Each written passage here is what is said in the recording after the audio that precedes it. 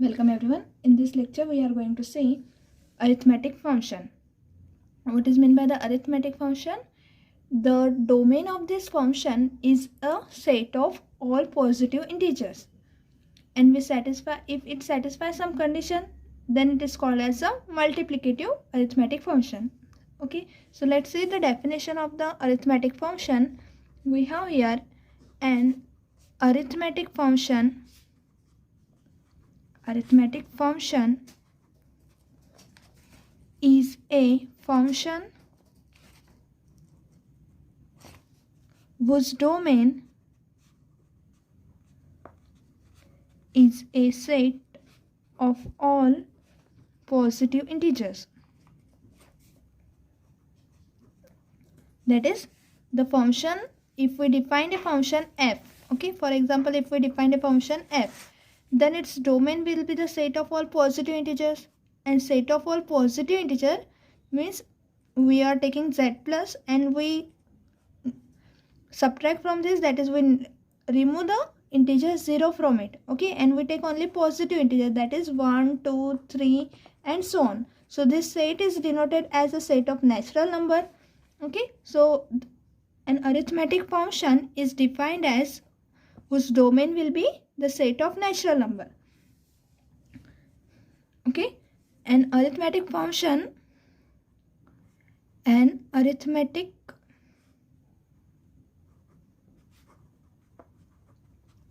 f is said to be multiplicative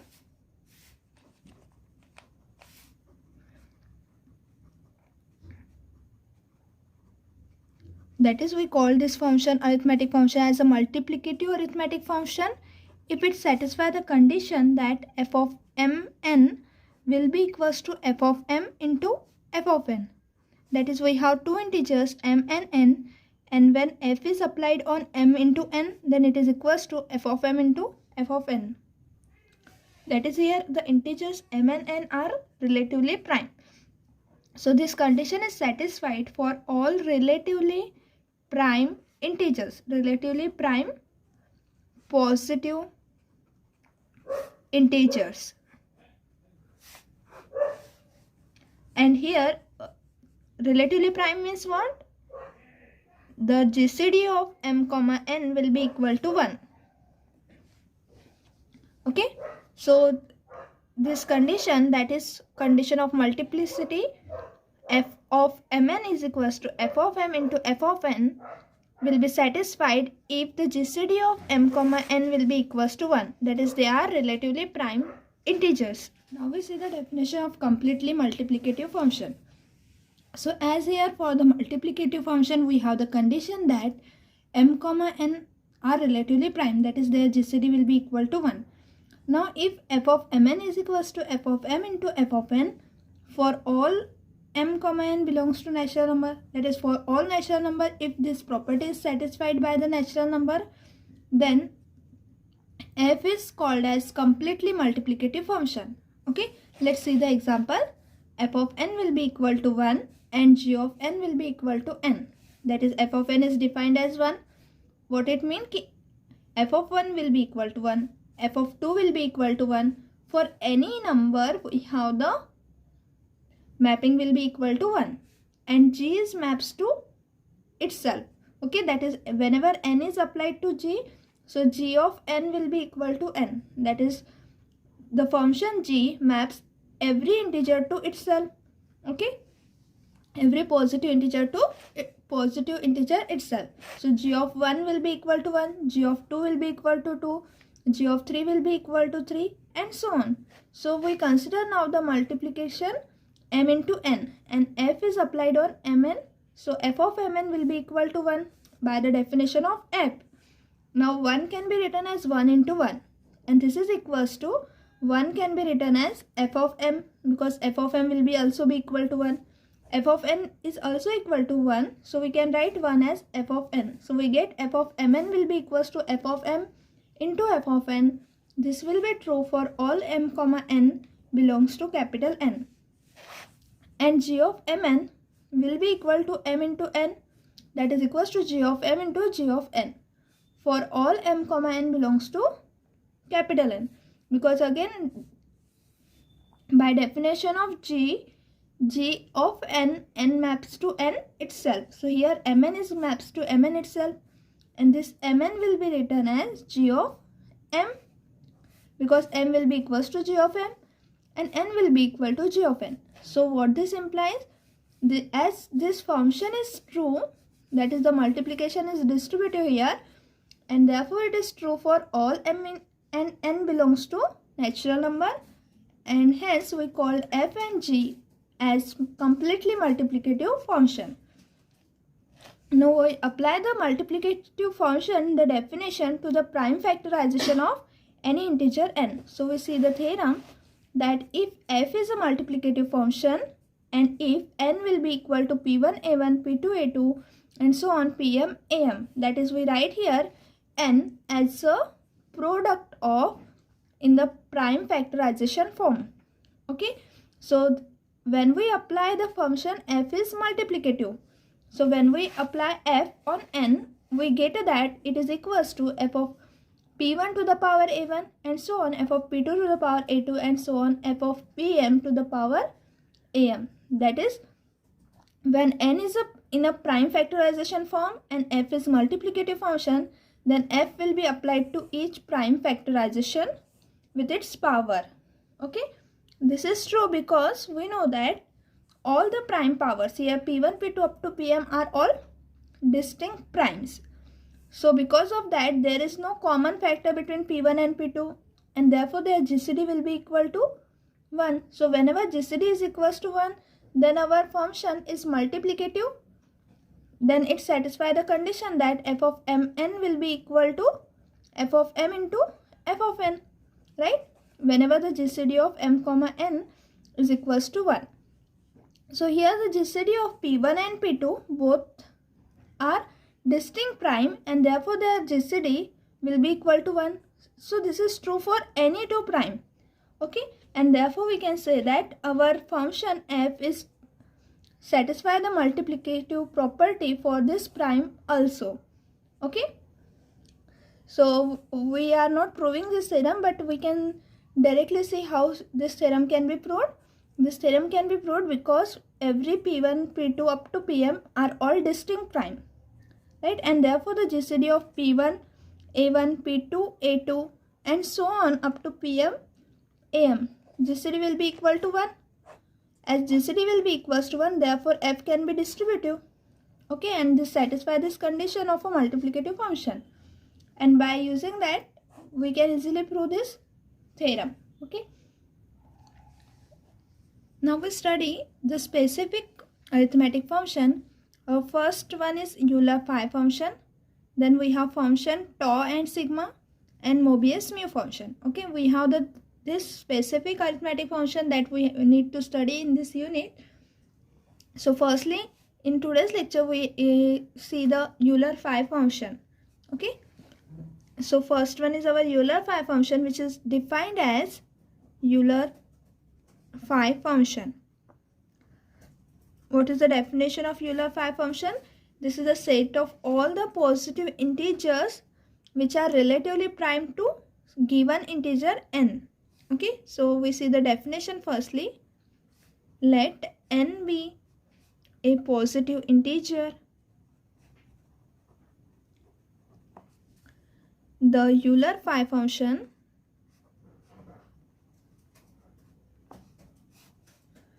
phi of n. What we call this phi of n, that is Euler-Phi function defined on positive integer n, is the set, is the number. Okay, so Euler-Phi function is the number of positive integers not exceeding n, which are relatively prime. Prime to n. Okay, so what is a Euler-Phi function is? Euler-Phi function phi of n is the number of positive integers that we count here, number of positive integer not exceeding n, that is they are not greater than n and they are relatively prime to n. Okay, this is our definition. We can understand the definition by some example. If we take n equals to 2, or we take the larger number n equal to 4. Okay, so what the Euler-5 function says, set of all the number of positive integer not exceeding n. What are the integer which are not exceeding n? 1, 2, 3, 4 are numbers not exceeding 4, and which are relatively prime to n. Relatively prime to n means the GCD of those numbers which are not exceeding 4 and they are also relatively prime to n, that is their GCD should be equals to 1. So the GCD of 1 comma 4 is 1. The GCD of 2 comma 4 is 2. The GCD of 3 comma 4 is 1. That is there are no common factor between 3 and 4. The GCD of 4 comma 4 is 4. Okay. So we have here 1 and 3. These two numbers are such that they are relatively prime to 4 because their GCD will be 1. Okay. So out of these 4 integers, we have out of these 4, that is out of this we have 1 and 3 are relatively prime to 4, are relatively prime to 4, and therefore we can say that phi of 4 will be equal to 2.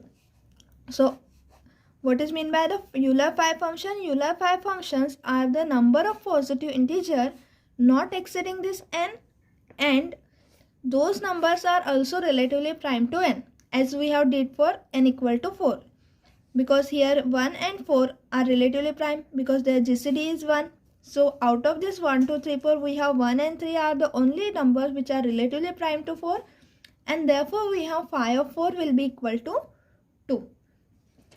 Now if we take n equals to 7, okay, so we have the list of number will be 1, 2, 3, 4, 5, 6 and 7. And as this is n equals to 7 is our prime number, right? Prime number.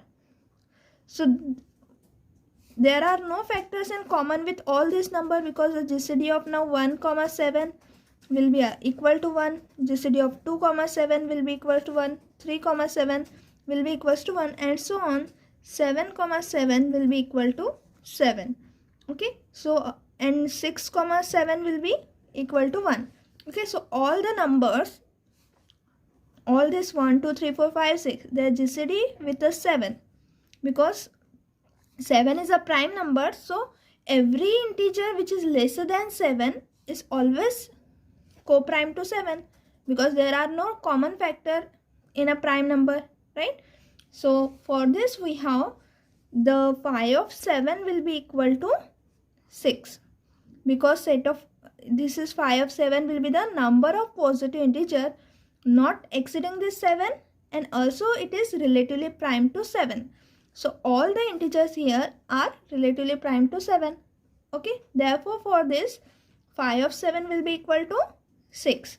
Okay, so whenever we have the prime number, then phi of p, where p is prime, so phi of p will always be equal to p minus 1 whenever p is prime.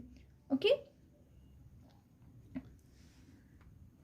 now this phi function is clearly our arithmetic function because the set of domain of this function, Euler-5 function, is positive integer. Okay, as we have defined n be a positive integer, so the domain of this function will be a set of positive integer, and therefore by definition of arithmetic function, Euler-5 function is our arithmetic function.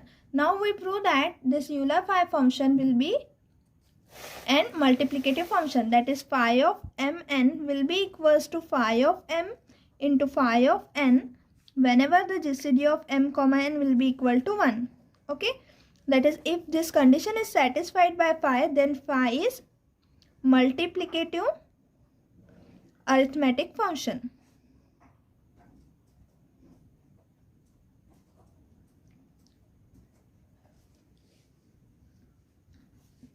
So as here we have seen that phi of p will be equal to p minus 1.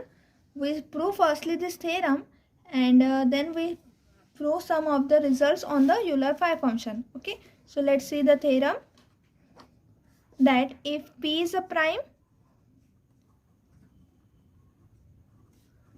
then phi of P will be equal to P minus 1. Okay, so phi of P will be equal to P minus 1. We write in a proof that given that let P be a prime. And since P is a prime, so what are the factors of P? 1 and P are the only common factors to P. Okay, these are the only factors. So every integer which is lesser than P will always be a co-prime to P, right? And therefore we have total P minus 1 integers which are co-prime to P and they are lesser than P. Okay, and therefore we have phi of P will be equal to P minus 1. So this proof will be obvious to prove. So I have written here that then if P is a prime, then every positive integer less than P is relatively prime to it by the definition of the prime number. And thus the P minus 1 integers 1, 2, 3 and so on up to P minus 1 are relatively prime to P. Okay, that is all these integers are relatively prime to P, that is their GCD will be equal to 1. Okay, and therefore we have, this implies that phi of P is nothing but our, say, the number of all the integers which are lesser than P and relatively prime to P. So all these are relatively prime to P and therefore they are total P minus 1 in number. So phi of P will be equal to P minus V. Now note that the converse of this theorem will always be true. What should be the converse? As given that our P is prime, then phi of P is equals to P minus 1. So the converse will be whenever phi of P will be equal to P minus 1, then P is prime. Okay, this is also true. That is converse of, we remark here that converse of above theorem is also true. That is whenever this phi of P is equals to P minus 1, then this P is our prime number. Okay. Now let's see the theorem. We see the example. For example, phi of 5 will be equals to 4. Okay, phi of 11 is our prime number, so it is 11 minus 1. So phi of 11 will be equal to 10.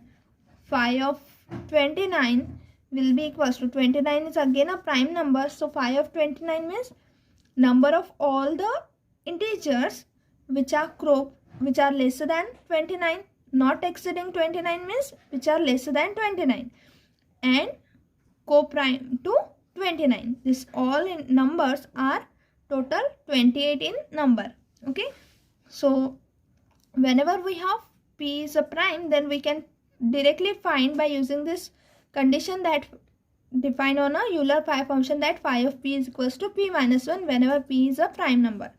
Okay, or whenever this condition is satisfied, then P is always prime number. Now we see the theorem, which is also the result when we have the prime power. Okay, so let P be a prime and K a positive integer.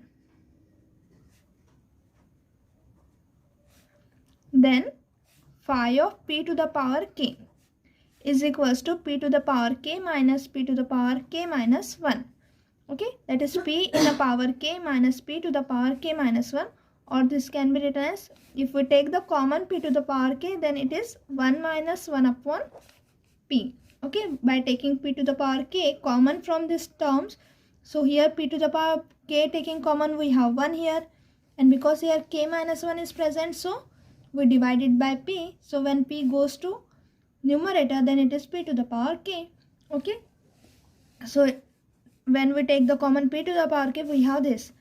Now here we prove this theorem.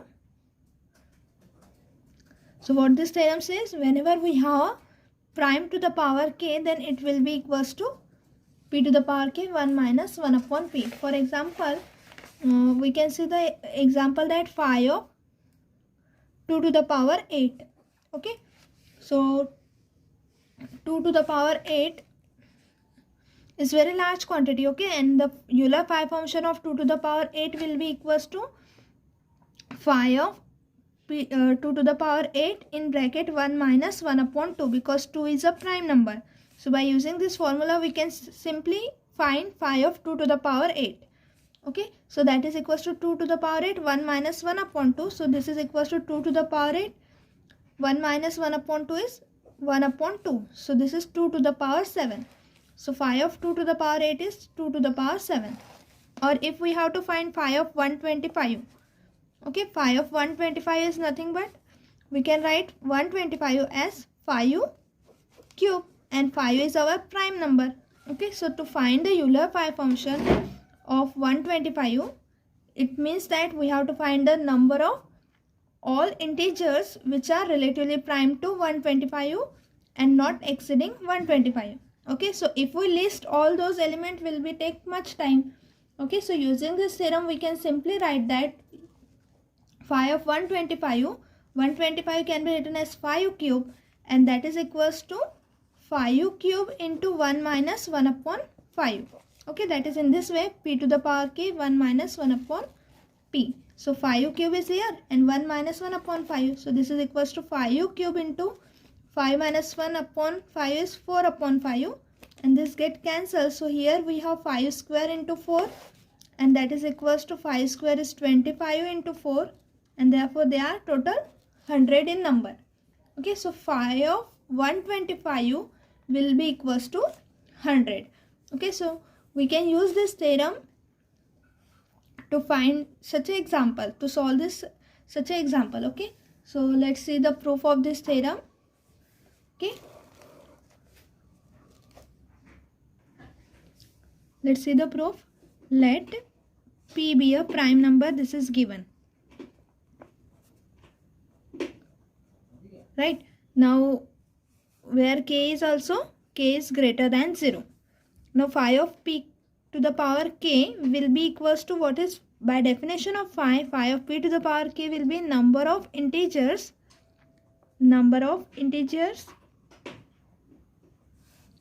lesser than p to the power k that are relatively prime to p to the power k. Okay, which are lesser than p to the power k, that is not exceeding p to the power k, and which are relatively prime to p to the power k. Okay, so we write this as p to the power k. So from this integers p to the power k integer, we subtract all those number which are not relatively prime to pk. Okay, so p to the power k minus number of integers that are not relatively prime to p to the power k. Okay, so we have to subtract here p to the power k minus number of integers that are not relatively prime to p to the power k, and since p to the power k comma n will be equal to 1. Okay, so we require that the GCD between p to the power k and n, where n is any integer which is lesser than p to the power k. So we require this is equals to 1 if and only p is not dividing n. Okay, that is their GCD will be equal to 1 when the common factor between p and n, there is no common factor, so p is not dividing n. Okay, so this is true if and only if p is not dividing n. Therefore phi of p to the power k will be equals to p to the power k minus number of integers, that is we can write this statement not relatively prime to it, means that p is not dividing this n, and this is same as p to the power k, that is all those integers, we subtract all those integers which are not divided by p. Okay, so number of integers between 1 and p to the power k that are not divisible by p. Okay, so p to the power k minus we subtract all those integers that are not divisible by that are divisible by p.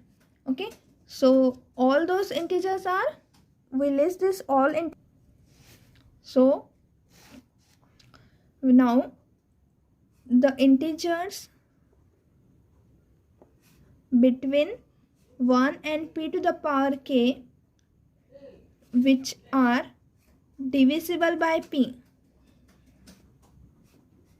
are, that is, we list all those integers that are divisible by p as p, because they are the multiples of p and those multiples are only divisible by p. Okay, so we list p, twice p, 3p and so on up to p to the power k minus 1 into p. Okay, that is, we list up to all the integers up to p to the power k. Okay, and we know that the p to the power k is always divisible by p. Okay, so we list up to all the integer p to the power k. Okay, so p to the power k minus 1 into p will be equals to p to the power k. Okay, and therefore we list all integers between 1 to p to the power k that are divisible by p are nothing but the multiples of p. So p, twice p, 3p and so on up to p to the power k. So all these numbers are total, how much they are? They are total in p to the power 1, 2, 3 up to p to the power k minus 1. So they are total p to the power k minus 1 in number. Okay, so these are p to the power k minus 1 in number, and therefore we can write phi of p to the power k will be equals to p to the power k minus p to the power k minus 1. That is, here p to the power k minus 1 denotes all integers which are divisible by p. Okay, so we subtract all those integers that are divisible by p and therefore p to the power k minus p to the power k minus 1. Now we can take here p to the power k common and we have here 1 minus 1 upon p. Okay, so phi of p to the power k will be equal to p to the power k 1 minus 1 upon p, and hence our result. Okay, thank you everyone.